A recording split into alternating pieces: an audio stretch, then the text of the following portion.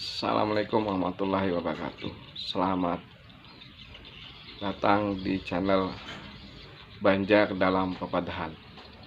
Kali ini saya mengangkat pepadahan dalam bahasa Banjar yang berbunyi, gasan apa mengikuti amas tapi berjajak di atas bara.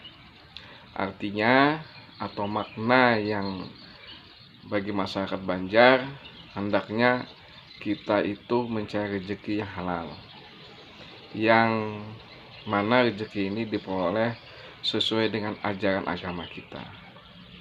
Jangan memakan harta yang haram, atau jangan memakan harta yang bukan hak kita.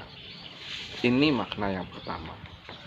Makna yang kedua dalam pepadahan Banjar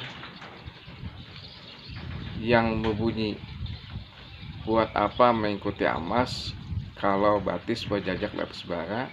Makna keduanya itu adalah dalam kita mencari rezeki, hendaknya juga diperhatikan orang lain. Buat apa kita mendapatkan rezeki yang banyak tapi kita menyakiti orang lain? Ini juga tidak diperbolehkan dalam budaya Banjar. Nah, sampai di sini dulu kepada Banjar hari ini.